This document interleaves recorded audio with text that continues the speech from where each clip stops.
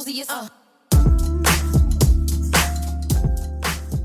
my nosy friends. Welcome back to the Nosy AF podcast. I'm your host, Stephanie Graham, and today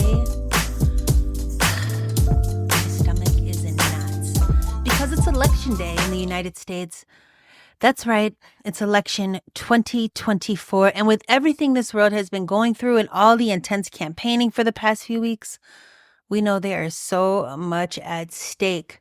Well, to talk about today's big deal, I am thrilled to introduce you to my battle buddy, Stephisha Ycoy-Walton, who has been tirelessly mobilizing their community to the polls these past few weeks. Together, we've been attending Content Creators for Harris calls hosted by none other than Lovey Ajayi Jones, the self-proclaimed professional troublemaker, and also joining the Win with Black Women phone banks, showing up on every call, every meeting, every corner of our networks that we could reach. Stephisha is not only out in the streets, helping our community, getting folks to vote, but they are also deeply rooted in service and social justice. They're a God-fearing powerhouse with a clear purpose, and as you'll see, a true gift for creating change. As a licensed financial advisor, a member of Oakland's Budget Advisory Committee, and a credentialed teacher, Stephisha is on a mission to bring literacy, community impact, and equity to the people they serve. So today is one for the books, y'all. My stomach is totally in knots as I say this. This is such a truly momentous occasion. Stephisha, welcome to Nosy AF. I'm happy to be here. This is I've never been invited to be nosy AF. I was always told that I would get my nose shot off if I was nosy. So this is a totally different feel. I can't wait to share this with my moms. Oh my gosh, listen, I wish a mother would try to shoot our noses up. Come on. Good stuff, sister. Are you nervous like I'm nervous? I'm nervous, but I'm optimistic and feeling really good. Lately, I've been doing a bad thing of going down a rabbit hole of anti-Harris and just seeing what people have to say, because I'm so curious, like, what if y'all be? Like, what do y'all really that- got against her? People are saying, Trump gave us stimulus money. No, well, actually, And we like that. And it's like, that's not how they... No. Yeah, no, actually. And if you want to be honest, Obama gave us a check too. But I mean, he just don't have to brag and boast about what he did because it's not about him. You see what I'm saying? Furthermore, to give a stimulus check is nice, but can you fix a broken system? Can you stimulate this system to not be broken anymore? So it's like we're bragging about the wrong things, Like when I look at where we stand today, like we got a couple hours. We need people to get up, get out, and get out the vote. If you have not done your part up until this moment, or maybe you have been, like, it's just still time to get it done, because between the phone calls, the door knocks, and then us previously doing the postcards, we were trying to touch as many people as we could leading up until today, even to the point of getting people on buses to go to battleground states, out to Yuma, Arizona, out to Reno, Nevada, Las Vegas, Nevada. We sent people out, right? So that today we don't have to worry about will Kamala win. We know she's going to win, but I'm still nerve-wracked. I'm still nervous because I don't know, man. I have a 10-year-old son. You see what I'm saying? I feel like I am a walking piece of politics. I identify as LGBTQ. I am masculine centered. I'm black. I'm black. I'm black and I'm proud. You see what I'm saying? Yes. I live in an impoverished neighborhood. I live in deep East Oakland. You see what I'm saying? Not just East Oakland, not just Oakland. I live in deep East Oakland. And when I think about the level of just socioeconomic downturn that we experience on a regular basis, to know that there's a possibility that somebody could get elected into office who would just perpetuate that entire system to the max, and people who look like me, who come from where I come from, would never stand a chance, that scares me. And I think for that reason is why for this election, I did more than I've ever done for any election. Even when Obama was running, Yeah. I did, my part, but Not to the extent that I'm doing it this time. I understand what's what's on the line, what's at stake. Oh, yeah, me too. I think that this election for sure has got me tapped in because it's like, oh no, we definitely cannot go back. We definitely cannot go Will back. not. I'm not having it. No. And yeah, I'm just hoping for this to go our way. But, one thing I was thinking about, the last episode that I posted was also a political episode about the election. Okay. And I was thinking about how no matter the outcome, how my everyday doesn't change. Or does it? Yeah. I when I think about that, it's like, well, I'll still do my art, I'll still do my podcast, I'll still have my job, but I don't know. I feel like it messes with my mind. Yeah, I think it messes with our mind in the way of I've always been taught, regardless of who's in the presidential seat, your day to day life is still always gonna, be the same. Well, that was until I learned about what the World Economic Forum was, and where I realized that it's an entire forum of world leaders who come together from different countries and they talk about the vision of the globe, not just the country, but the vision of the Hmm. globe. And this is an organization who was ran by a man whose father was heavily involved with the Nazi Party. And Hmm. when you think about this, and you could go on, say, for instance, YouTube, as a matter of fact, and it's called The Great Awakening.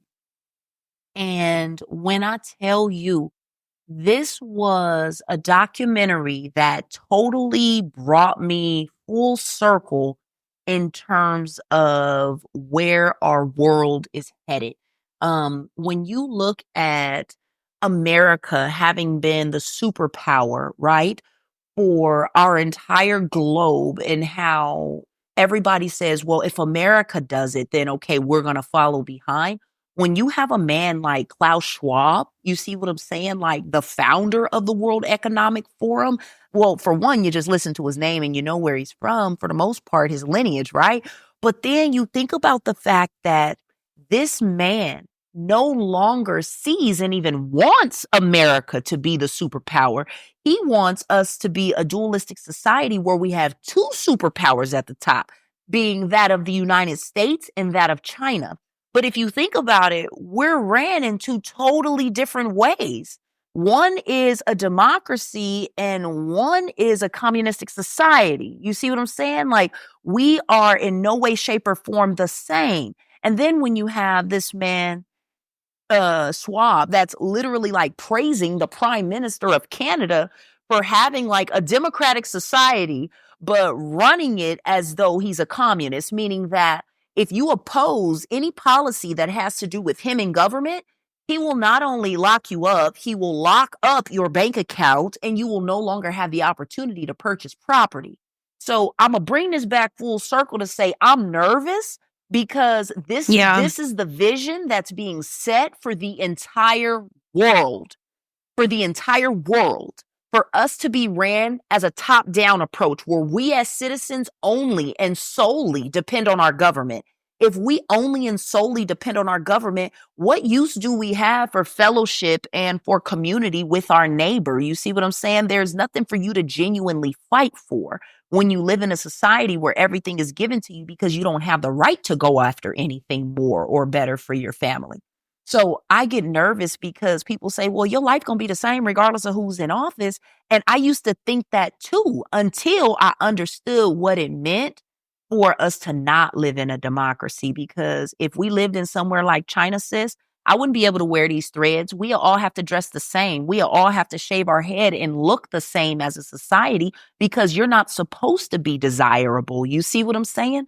So no, that might not change overnight. But if Donald Trump says on day one, I'm shutting down public school education, if he says on day one, I'm doing mass deportation, I don't know if we're going to be doing so much art. And I love art. I got acrylic paints all up in my living room, but some things going to change for us. And that makes me sad Like, I'm with you, like, yeah.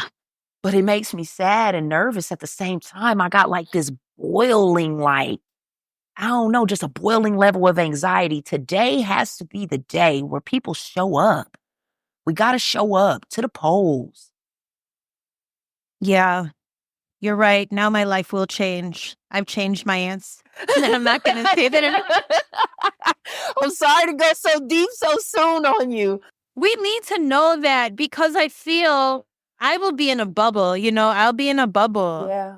And I feel like even this election has gotten me more political. Yeah. And I've been even so shocked at, I have a friend who's like a Jamaican woman, immigrant, is like a Trump supporter. I'm like, dude, he does not like you. No, he don't even like our people. No. And it's just so shocking. And so I feel like seeing that and seeing how he was, and then seeing what I want my future to be. Right. And then now seeing Harris have the opportunity to change all that, I feel like I am getting tapped in. But even this, like, the Great Awakening documentary to learn about the global forum, I didn't even know about this stuff, Yes. And I feel like this is stuff that the young man at the liquor store is always trying to talk to me about. But because he's at the liquor store, you're like, I don't know. He's always talking. And I'm just like, wait a minute. He might have just said something like that. Like, he's actually maybe really conscious, but you know how that is when people are just always talking. Yeah. You're just like, what do you say? But I'm like, hey, you know what, Stephanie? Listen. Take some time and just say, what are you talking about? Yeah. Because he has the time, clearly, to research this stuff. For sure. If ain't nobody coming into the store, yeah. But I feel like I'm ignorant to these things. And like, this is like where I feel I'm really tapping in to political stuff. And you've been a public, as you call yourself for right now, a super volunteer of this election. Volunteer. But I know that, you're a part of like financial world, like in public service. Yes. And so I just think that is so wonderful. So I feel like I look to you as sort of like a guide to be like, okay, how can I tap in even more? Absolutely. Because even sometimes in art projects, I feel folks will maybe make an artwork about something, but it doesn't have necessarily the follow-up. So like, what is the like real on the street? What's the beat of the street? Action. Yeah, what's the beat of the street? Yeah. Like, what's the heartbeat, right? And so for me, when I think about this election season, and you're right, I do wear like many, many hats, right? So by trade, I am a licensed investment advisor. So I have 6 different licenses. I have a life insurance license through the Department of Insurance for the state of California, along with like 12 or 13 other states. And then I also have a series of investment licenses, or what we call securities licenses, which allows me to manage my clients' investments, whether they're individuals or small businesses or large corporations. We handle everything from retirement to college savings accounts, like 529 plans, families' life insurance, business insurance, home, auto, renters, all that stuff. We do living wills, trusts, things like that for our families. And we even help with mortgage loan origination, whether it be for businesses, for homes, things like that. So that's what I do by trade as a licensed advisor, but I'm a credentialed educator as well. So the way that I bridge my corporate and my community is by taking my corporate resources and bringing them to my community, right? So I get to teach, yes. I get to teach financial literacy to my youth. And for me, that's big because teaching financial literacy to the youth means that we can have a hand in shaping what the next generation looks like and how our society is actually going to be ran. So for me, I'm 37 years old, right? And my dad told me very clearly, I need you to read Rich Dad, Poor Dad. I need you to understand Robert Kiyosaki and why his 2 dads said what they said and felt the way that they felt, and why he took what he took from each one of these role models in his life.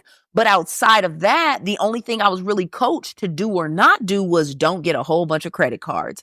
But little did I know that would bite me in the foot a little bit later, right? Because at the end of the day, I got accepted to medical school, Steph. like me, the black Wow. girl, like me, like That's the amazing. little old black girl before I really came into myself. Like I got accepted into medical school. And so it was after I applied the first year, the second year I got accepted. So for me, I'm feeling like I'm winning, man. Like I got an acceptance letter in this hand, but then I got the bill in this hand. And I'm like, I'm happy.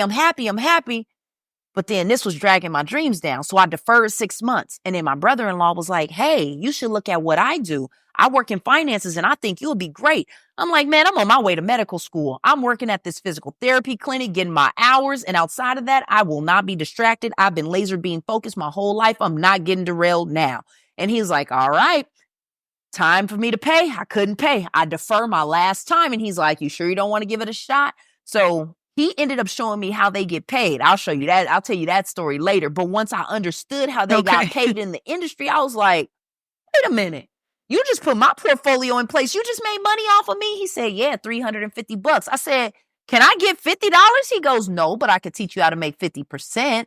And that's how I stepped into the financial services industry, because I was going to utilize that medium to make the $12,500 that I needed to make my first payment for med school. But then once I got going and I saw the leadership, I understood that, wait a minute, I don't have to go in debt $200,000 to be financially independent. And so my entire trajectory switched. And I say that it was because I didn't want to go in debt $200,000, but I think I was just scared to actually think about the fact of me not having what I needed to go the entire distance. You know what I mean? Because I was not taught about collateral, credit, co-signers, any of those things. You see what I'm saying? I did not have a model financial, backing to be able to just, yeah, I got accepted, I'm going. It wasn't that. I went to undergrad on a basketball scholarship. Okay. So when you look full circle at what I do in the community, it's because my steps led me to this point. I was slighted by money. So for me, I don't want my community, my child, my family to ever be in that position. So I teach financial literacy to the most underserved kids in our community at the Freedom School, the kids that are traditionally kicked out of regular high school because they were truant, not paying attention, falling asleep in class. But then that goes right back to, did the teacher or anybody ask why they were falling asleep or what might not have been proper in their day-to-day life? Those are all things that need to be considered. And with the candidates that we have at the top of the ticket, those are candidates that we have to look at and say,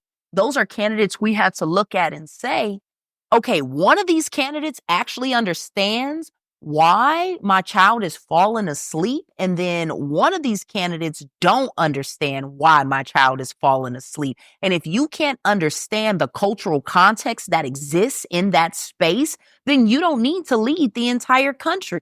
When it comes to like just looking at the leadership and where we stand, like today marks a day in history where if we don't stand up and if we don't use our voice in the form of our vote, we could wake up tomorrow and be drastically disappointed. Come January, we could be in a space where we are literally hearing conversations of people really utilizing their passports to move out of the country. You see how I got this passport in my pocket right here? That wasn't even staged just because I couldn't find my ID, right? But this thing right here is going to be some people's best friends because they are genuinely going to be scared at what's coming next, and rightfully so. If you think about having a man at the top of our ticket in terms of like being commander in chief, but he literally would put out an ad, you see what I'm saying, to execute 5 black men without even having proper facts. If he would refuse to rent to our people, if he would shut down the schools that serve our kids, if he would tell the women in our family, oh, sorry, I know you got raped, and I know that, sexual molestation and all those things run rapid in, black and brown communities and stuff. And yeah, I know that baby in your belly might be, as a result of a family member of yours, but you got to keep it. Like, no, I don't stand for that. Like, I don't stand for that at all. So, the work that we do, the way that we show up today and every day before today, that's what matters. Like, we got to have change, and we got to have it today. We got to have it now.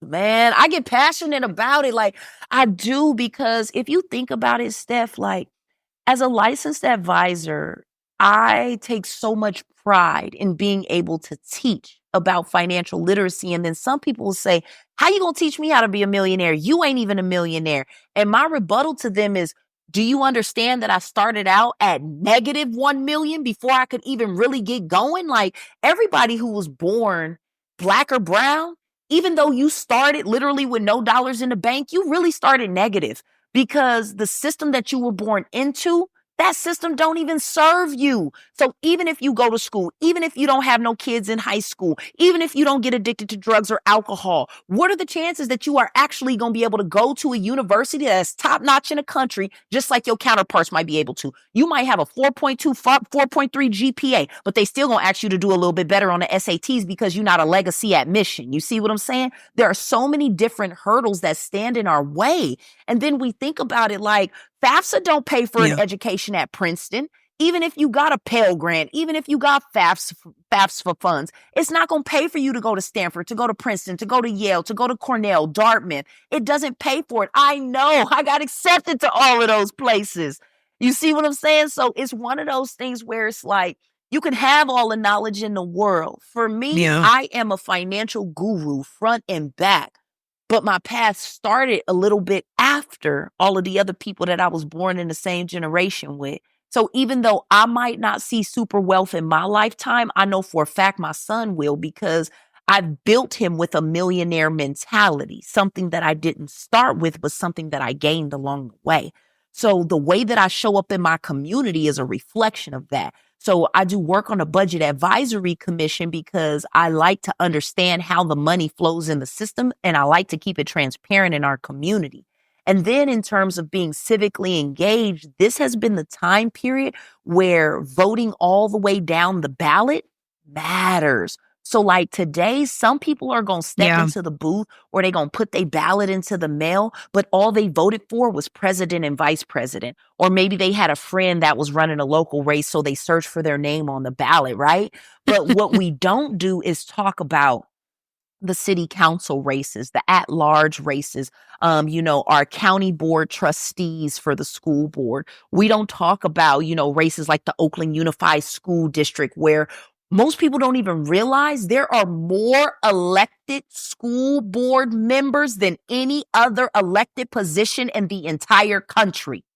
More elected school board members. However, there's no training for school board members. There's no standardized training. Furthermore, there's not even a real pipeline to make sure that we have proper school board directors elected.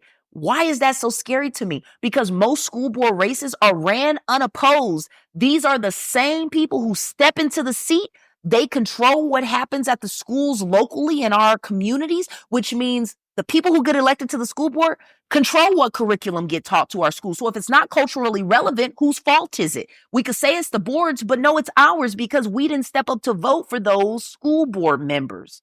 So this election season, I have just been focused on how can I make sure people understand their election book? How can I help them understand the candidates? I am the voter guide for my community in my huge living room window. I put up the signs of the candidates that, yes, I'm endorsing and that I care about. But if you ask me about the opposition, I will educate you with no bias. And if you ask me about a candidate, I will tell you where to find their information and everything. But I will always tell you why I'm voting for the person that I'm voting for. Is my hope to get you to go look at them? Absolutely, because I've done my thorough research. And I genuinely believe that that person that I'm voting for, I'm voting my values. Now, if somebody has different values than I do, I can't get mad at them for voting how they vote. Does that mean that I have to agree with you? Do that mean that I got to invite you over? None of that. You see what I'm saying? But what it does mean is that I have to genuinely be willing to listen and understand why you stand in that position so that I know how to have an articulate conversation without getting emotional. Yeah. So maybe you have a Stephisha Ycoy voter guide. Ooh, you know what? I need to start working on that for our next go round. Man. Yeah. Okay.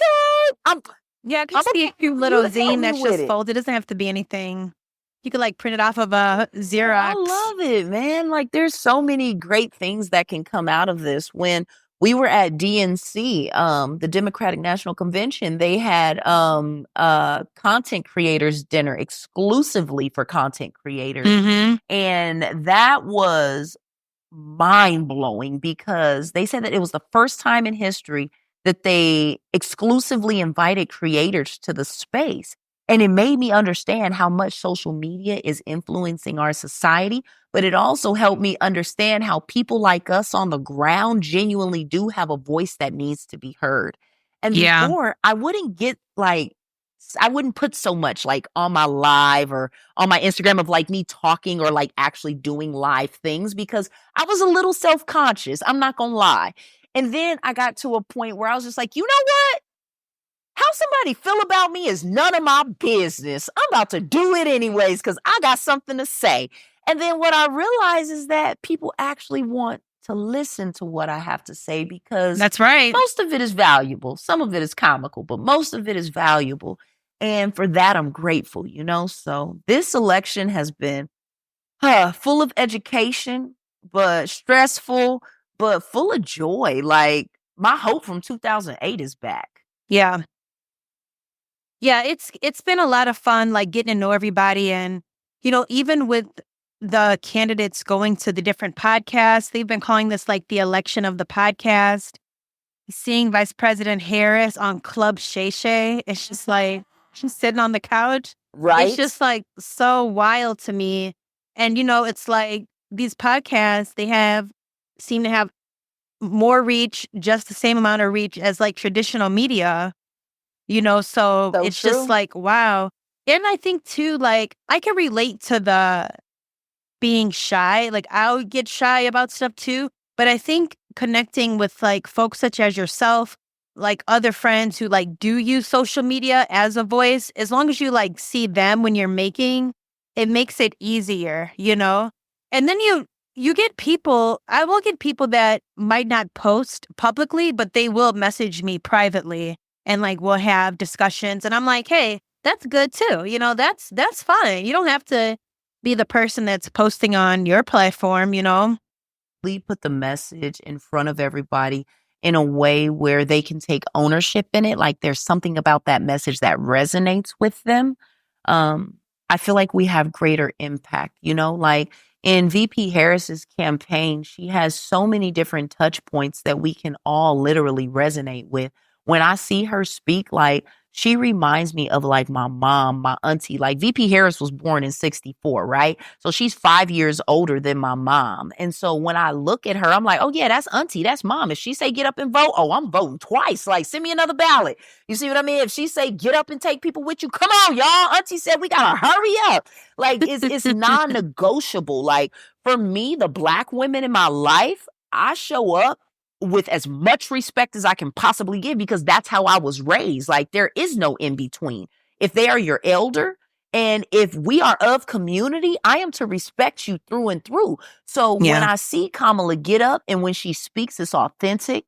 When I see her, you know, speak her truth and she talk about what she has done as well as what she's currently doing and what she's going to do, I believe her. Because when I look at her track record proves it. You see what I'm saying? Like she's always fought for the unhoused. She's always tried to make sure that our streets were safe. And some people have a gripe with saying, well, she locked up too many Black men. I'm sorry. Wait a minute. Her job is to keep us safe. And sometimes we don't always agree because that person that got sent away on vacation might have been our family member, might have been a cousin, might have been a close friend. But even I talk to my uncle every single night when he called me from a collect number from Ione, from Mule Creek State Prison. And even I have to sit with the fact that knowing that I have people in my family that made some wrong decisions. You see what I'm saying? But I can't hold that against a woman who was just doing her job and doing it well. I can't hold that against her. And furthermore, if that's the only gripe that I got with her, then I got to look at who I'm willing to vote for outside of her. And at this point, it's nobody. It's nobody. Nobody holds a flame to her. I'm sorry. Like She would literally take care of all my needs. So to know that not only her, but her dad studied economics. You see what I'm saying? Like, true, like, it's not just something that she just stepped up and was like, oh, I think I might be halfway good at this. And, I want to give it a shot. Somebody tap me on the shoulder to see if I'm a run. It's like, nah, like, this runs in my blood. Like, this is in my family. You see what I'm saying? Like, you graduate a political science major, you study economics, you get back in your community and really start working and giving back. You see what I'm saying? You go to law school so you understand how the law works for and against our people. These are things that you're genuinely learning along the way. And then you bring it full circle to come back to Alameda County where you really do the hard work. You see what I'm saying? Like in the 90s, where you got people who are really like height of the crack epidemic right after the 80s. You see what I'm saying? We roll into the 90s and now it's starting to get calm, but you got a lot of people going off to the prison industrial complex. Like, it's a lot of people being shipped off. To be totally honest, my dad had just came back. You see what I'm saying? So when I look at that entire time period, I was just a little girl, but I get all of the stories. I get all of the history around things that were happening. And so to know that you have someone like her through that time period who, was a district attorney in San Francisco getting it done, where you have a high rate of crime and drug use during that time. Like, I don't know. I stand by VP Harris. She had to do her job during an impossible time period. And for her to still be here serving at every single level of her like trajectory through career, she has served. She served community. She deserves our vote. Bottom line, she deserved the vote. I have a question. So you have a son who's 10. I am 42, and I have friends who are starting to have kids, like late 30s and their 40s. And with you teaching the youth, how young are they? It almost seems like if I want to be a parent, I got to figure that out soon, first of all. And then 2, it seems like I need to have like a financial plan, like before I even get pregnant. Like, this is like so ideal. I like drool at people that say things like that because I'm like, you get it. Like, you should be planning well before the event actually takes place, right? Because once the event is here, it's too late to plan for it. So like, when it comes to financial planning, like as a whole, honestly, every single person should have what's called a financial needs analysis, an FNA, right? And the FNA is something that helps you understand where you currently are in your finances, where you're going, and the steps that have to be put in place in order for you to actually get there and manifest it. So when it comes to teaching youth, we have to tailor that in a way that youth actually want to engage and participate, right? So you could take students as young as 3rd, 4th, and 5th grade and teach them financial literacy. They need to understand what a dollar is. They need to understand the value of a dollar. They need to understand currency. They need to understand needs versus wants. They need to understand saving 10 cents of every dollar.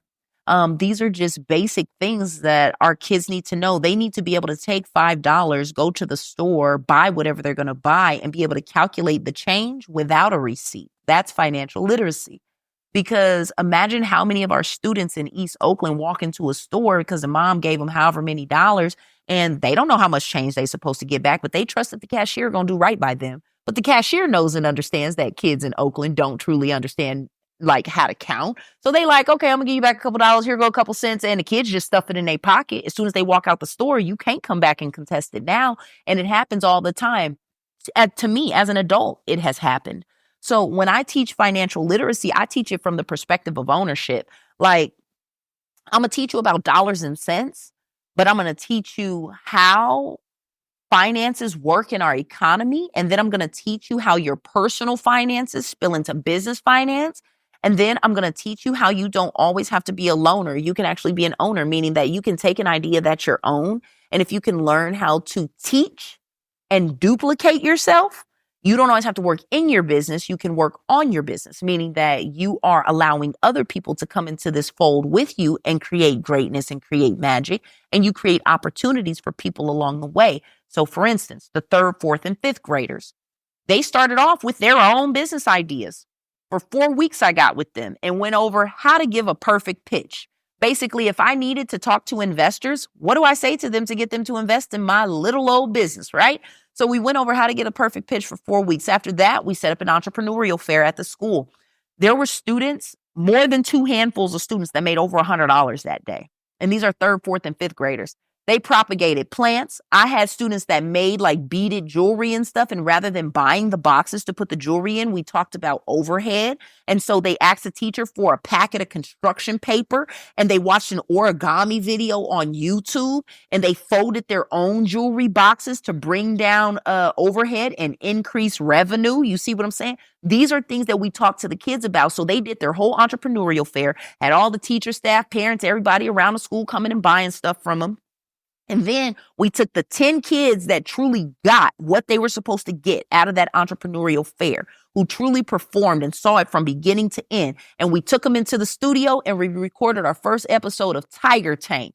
So it's like Shark Tank, but it's Tiger Tank for the kids. And when I tell you we had a star-studded panel, it was phenomenal, Stephanie, like absolutely phenomenal. Like we had investment bankers from Merrill Lynch. We had Cheryl Cotton, who's the deputy superintendent for instruction for the state of California. We had Janine Glista, who's the co-executive producer of Biz Kids from PBS.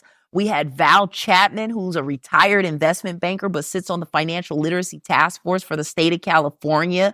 Like, it was just so amazing. We had Carl Chan, who's the president of the Chinatown Chamber of Commerce. He sat on the panel for the kids, and these were all of my judges, and I hosted the show. And it was just phenomenal to see these kids get so excited because their business ideas were being listened to, but being supported. And at the end of it all, Carl Chan offered them a deal. And he said, I will let you guys set up a big booth, the biggest booth size that I have, at my Chinatown Street Fair in Oakland at the end of the summer, and you can keep 100% of your revenue.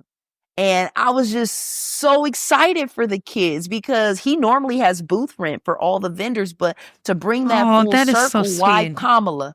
Because Kamala actually believes in uplifting entrepreneurship. She doesn't only believe in sending our children to school so that they can become worker bees and then become employees in the future. She actually sees education, post-secondary education in a space of college, but she also sees it in a space of trade school and where our kids can actually like have skills that can't be taken away from them. So when people ask me who you voting for, you shouldn't have to ask me, right? But it's Kamala 2024 all day. All day. That's what it is. You know, hearing you talk, and this is the last thing I'll say about these kids, I feel if I see kids outside the grocery store, I'm going to say, do you want something? Here's $5, but we need to go, and you need to tell me how much change we're getting back. I feel like that's stranger danger, but I really just want them to count change. Challenge them. Yes. Absolutely. Make them count change. And then we got to talk to our kids about stop using plastic so much. So like most people, if you ask them to pull out their wallet, they have more plastic than they have actual bills, right? And so I tell people you should have more individual bills in your wallet than you have plastic cards. So if you got a debit and a credit card, you better have more than 2 bills in your wallet. You shouldn't always have to pull out a card to be able to pay for things because when you lose the touch, the feeling of money, it becomes non-existent to you, out of sight, out of mind. So if all you're doing is swiping a card and you don't check your balance except for when you don't have any money, well, you ain't gonna ever have no money. You see what I'm saying?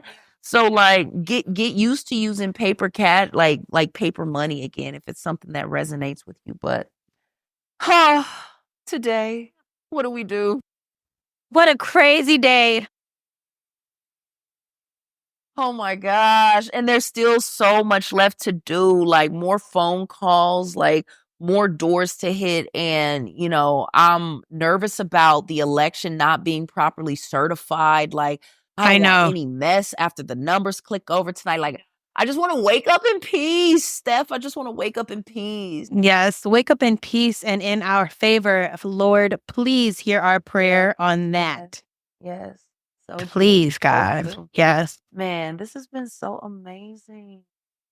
Thank you for taking the time on such a crazy day. A full day. I mean, how can I say that I serve if I'm not willing to make the time for the people who are really trying to get out the vote? This is, you know, I'm grateful to have been partnered with you, you know, as my battle buddy. Me too. I really am. And I feel like it's going to last way past this election. I hope so. I know so. You are a powerful individual. And like this platform, like I'm enjoying being nosy AF. Like this is fun. Like I like it. I need to unlearn what I learned when I was young. Like it's all right to be nosy over here because then I get to, you know, share some more info. But I love this platform and I love what you're about. Like I really do, Steph. Thank you. I love what you're about too. And I love who you're voting for. I love that you're helping the kids, helping yourself, helping our nation. And yeah, it's going to be good. It's all going to work out. Yes, ma'am, it will. I can't wait. We are going to celebrate when we wake up. That'll just be the first step. We really going to celebrate in January, but you know, I'm still celebrating. Right. Oh, yeah. There's going to be many a party. We're about to act a fool. Oh, absolutely. Well, I think since you asked me all the questions, I want to close out this session with a question to you. Oh, please.